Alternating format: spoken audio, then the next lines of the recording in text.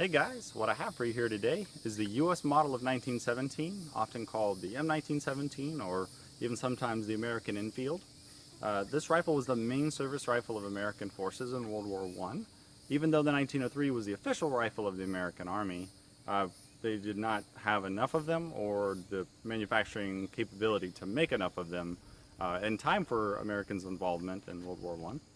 So instead, what we did was we sort of just Americanized the British P14, and we came up with this. The P14 was in .303 British, and it had a 5-round capacity.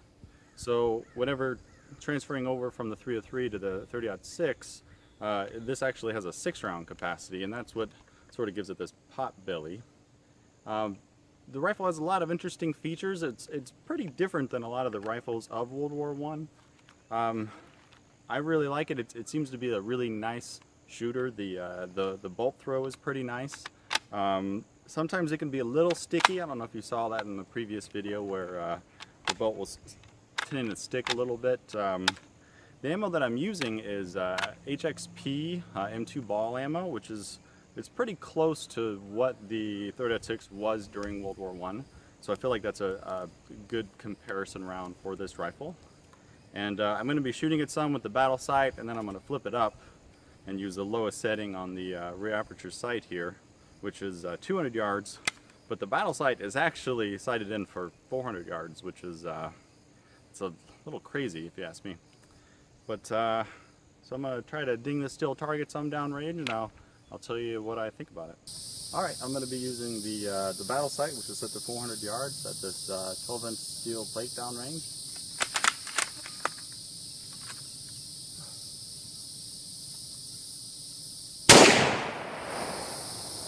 Alright, pretty sure I shot over, even though I held pretty low to the target.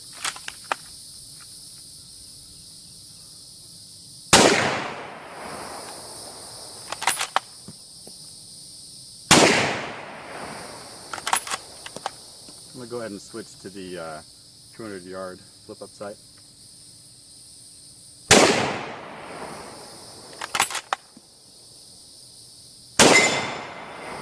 That's much better.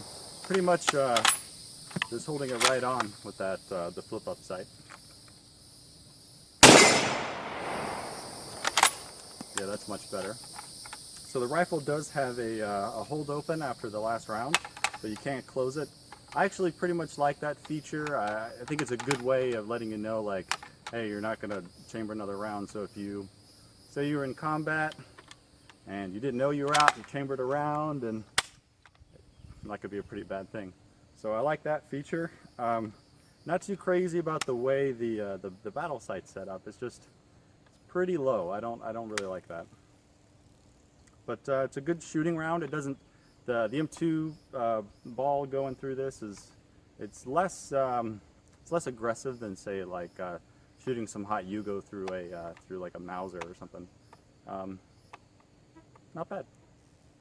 I'm using the Springfield 1903 stripper clips to feed this, and I'm not a big fan of these 2-piece clips. I'm having the trouble of when I'm loading this into the gun, I'm not able to just go ahead and cycle the bolt and strip off the top round of the magazine and kick out the stripper clip.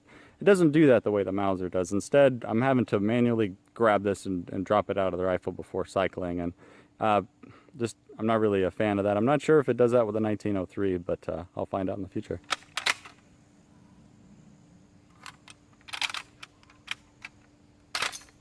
Worked that time.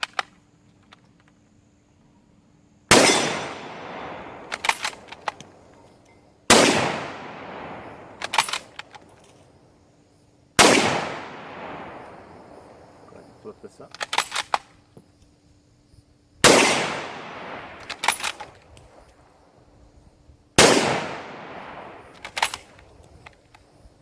Alright, so one of the things I'm kind of coming across, because of the cock on close design, if you don't give it enough force on that close, it'll kind of hang up, and you kind of saw me there kind of push the rifle. You have to really cycle it with some force and authority to be able to just smoothly cycle this thing like it's meant to. But it's pretty nice. I didn't have any hang-ups there. It felt pretty smooth the whole time, and I'm starting to really like this gun.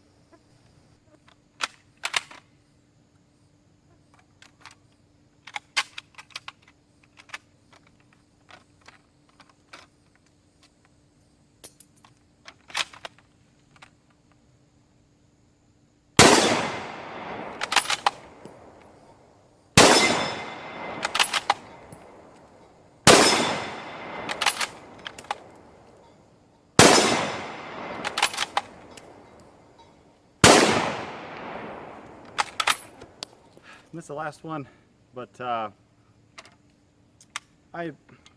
more I shoot the 1917, the more I like it, but the more I feel like it's almost missing something. Like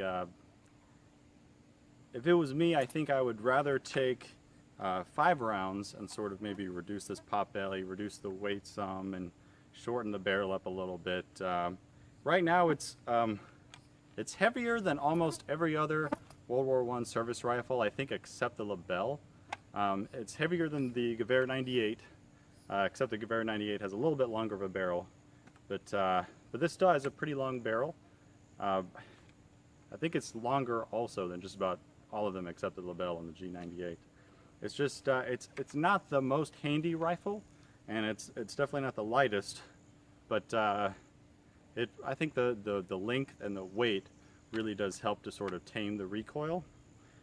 The sights are nice. They're definitely target sights. I can tell these are sort of designed with that old mentality of, you know, you need a 400-yard battle sight. The flip-up sights, I think they work better from a stationary position than sort of running around, because it just seems kind of a little bit on the loose side, kind of floppy. But everything else about the rifle I really do like. I love the Mauser style bolt.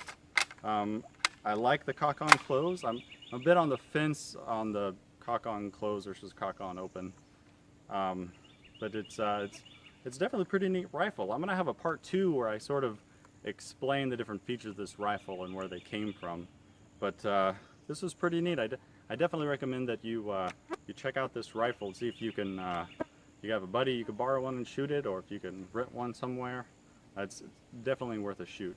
Thanks for watching, guys. I really appreciate the views, the support, the subscriptions. It's all been great. It really keeps me motivated to keep making this sort of content. I love old military surplus rifles, and I'm going to keep making videos about them in the future. I have a few videos lined up right now that I'm looking forward to making. If you like this sort of thing, please share it with your friends. If you would, please subscribe. That really helps me out, and I appreciate you watching.